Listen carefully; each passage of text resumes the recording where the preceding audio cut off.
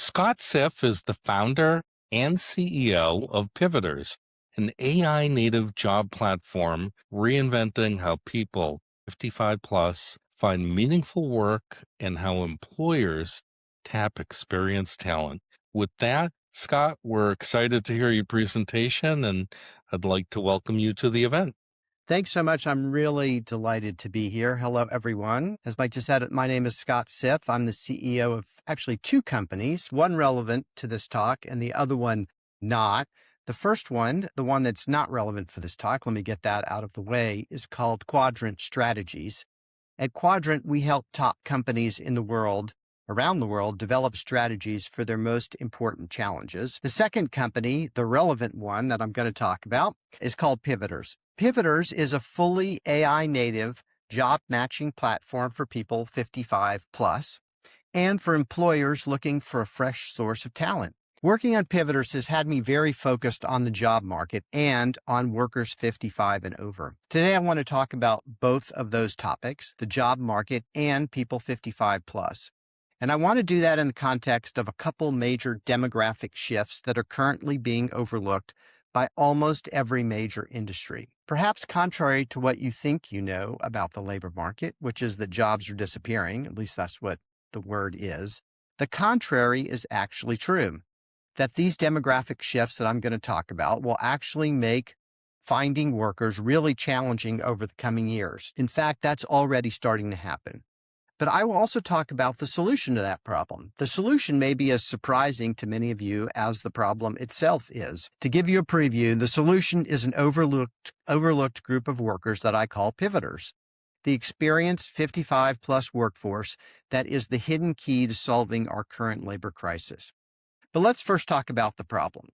The media narrative that you're hearing, if you look at the headlines from the Wall Street Journal, Bloomberg, Fortune, and really everyone else at the moment, you'll see a terrifying story. Those news outlets tell us that the labor market is starting to, quote, crack, that AI is about to eat all the jobs, that the need for workers, or at least human workers, is disappearing, that we're all sleepwalking into an AI labor collapse. Open a news site or newsletter of any kind without reading that we're on the edge of a labor cliff. But wait, the truth is all these prognostications of the impending job apocalypse are just predictions.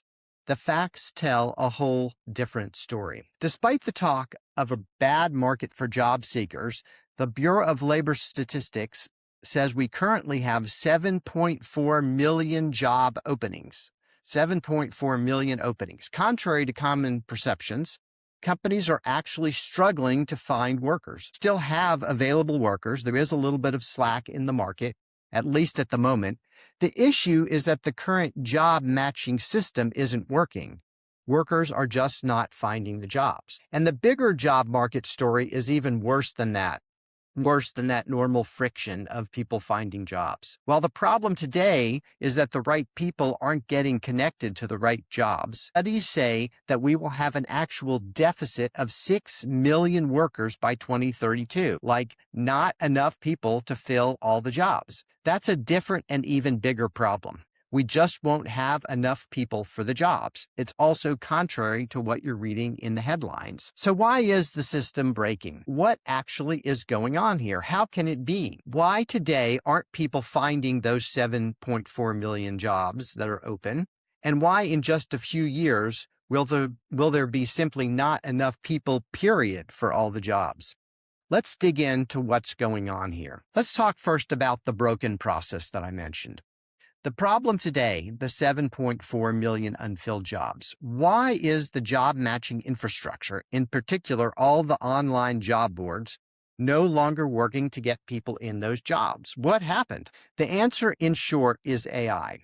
The current jobs platforms were built decades ago, and they're not set up to deal with the onslaught of AI flooding the system.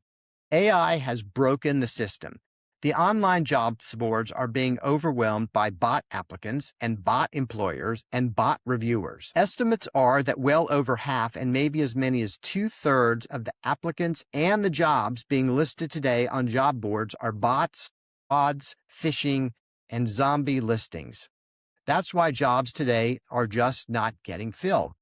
So what's going on? Well, there's really two major causes here. And I want to talk about that bigger issue next. So why are we going to have an absolute deficit of millions of workers in just a few years? That's the bigger problem I mentioned up front, that deficit of workers. Let's do a little macroeconomic background here and a little bit of historical perspective. For most of its history, U.S. economic growth has been fueled by population growth.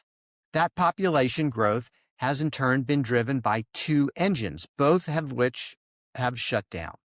The first of those engines of population growth in the U.S. is birth rates. Over the last decade or two, a story that I think has been dramatically underreported, the U.S. birth rate has fallen to 1.6 births per woman, well below the replacement rate, the hold steady population rate of 2.2 that is required just to hold the population even.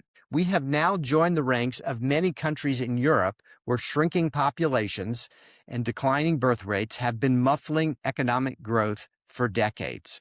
The second engine of population growth in the U.S. has always been immigration. It's no secret that immigration has been nearly ended in the last year. In fact, 2025, last year, may be one of the few years in American history when we have had net negative immigration. But the problem is older than that, older than 2025. Since 2014, in fact, 7.5 million people have been repatriated out of the country. Immigration used to mitigate the effect of the falling birth rates I just mentioned. Those days are over. Immigration is no longer offsetting the falling birth rates. So, what's the solution to this problem? It turns out the solution is hiding in plain sight. There are currently 106 million people 55 and over in the U.S. today. That's heading toward a third of the U.S. population. Of that 106 million people 55 and over, a Gallup poll found that 74% of them want to work. They're ready to go. The problem and the opportunity is that only 40% of them are working. 74% want to work, 40% are working. Let me do that math for you because it seems too good to be true. That means we have an available and experienced labor pool of over 36 million workers. They're here. They're ready to go. They're experienced. So why aren't they working? If organizations and the economy so badly need these workers to fill all those 7.4 million jobs that are currently unfilled, why are these workers still left on the sidelines? It turns out there are a few answers to that question. First is the broken job matching system I already mentioned. The online jobs platforms are struggling to find anyone jobs, and these workers, 55 and over, most of all. That's because those platforms have a very strong bias toward the young.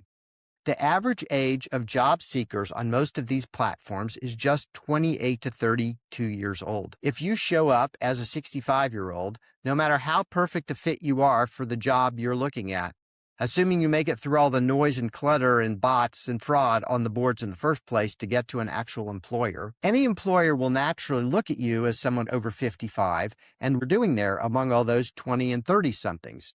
You're just not going to get a job there. You'll stand out and look out of place. And frankly, it won't take long for you to realize, as someone in that age group, to realize you don't belong there either, and you'll weed yourself out. You'll probably just quit looking and give up entirely.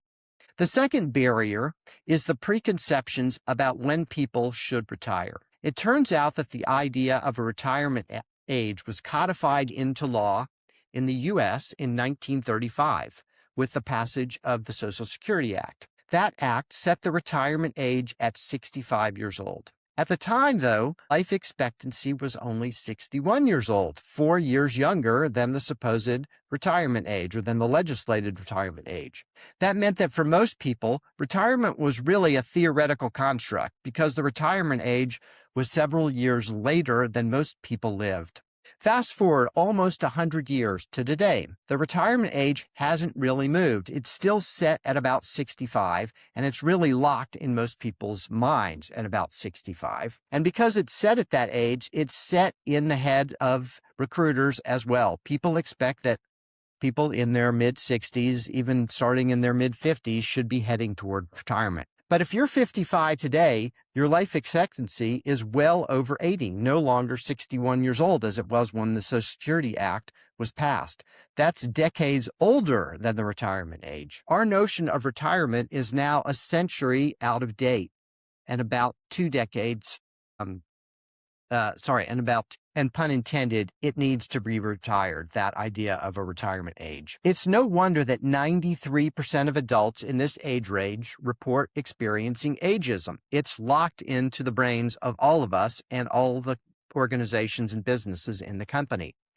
And it's no wonder that we as a society and we as an economy are overlooking those people when they're looking for badly needed workers. Now, lest you think hiring people over 55 is in fact the organization itself. Studies show that people that age are more loyal workers because they understand the purpose of work is to help the organization you work for and not your own personal development and growth. That means more dedication and longer tenure for workers in that age group. They're also happier workers. Studies show that this age group is actually the happiest of any age cohort in the workforce. And as any manager or business professor will tell you, happier workers make other happy workers, and a happy workforce is a more productive workforce. As to adaptability, one of the issues that employers sometimes raise. These workers, 55 and over, are likely to have been through change many times already in their lives. They know how to navigate through change.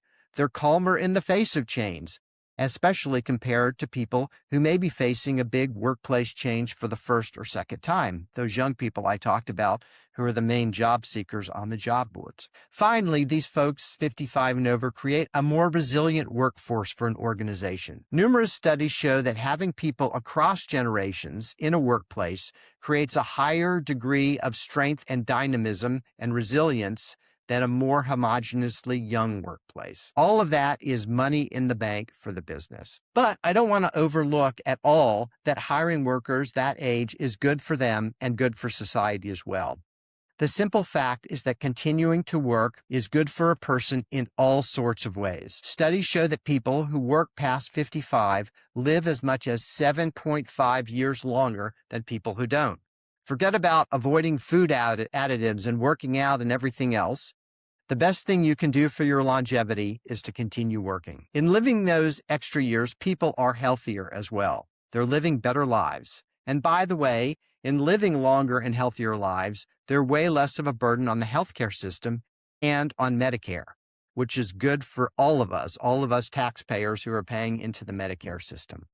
Not surprisingly, these healthier working people over 55 also have over 55% lower incidence of depression. 80% of these workers report that staying in the workforce boosts their overall well-being. Least surprising of all is that working is good, even essential for people economically. The median retirement savings for people reaching so-called retirement age today is about $50,000. People have only saved $50,000 for retirement.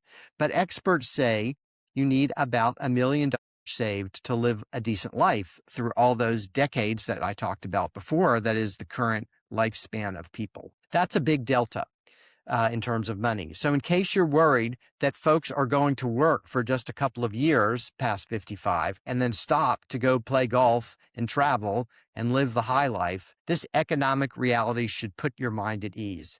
They will be delighted to have a job and they will want to keep that job as long as they possibly can. So I want to end with 2 calls to action for people. The first one is to join me in finding a new name to call workers 55 and over. At the moment, what do we call people in that age group? Nothing very flattering. We call them older workers, maybe the silver workforce, and those are the somewhat flattering terms. We need something better, something that captures the dynamism and energy of people 55 and over who are in the workforce. I submit we start calling them pivoters. My second call to action is that you try to be aware of your own biases and of the biases inherent in the hiring systems, and do what you can to get beyond those biases in order to hire more pivoters. It will be good for your company, good for the people you hire, good for your workforce, good for the economy, and good for society. There aren't that many things any of us can do in life with that many positives attached to it. Let's get to it. Thanks very much for having me. Scott, thank you so much for that great presentation. I think a lot of valuable information in there for everybody that's listening in live. Coming up on the Q&A at the top of the hour, we'll have the opportunity to answer all of the questions that you have. So just type them into the Q&A box that you see in front of you, and we will get to as many of those questions as we can on the live Q&A panel.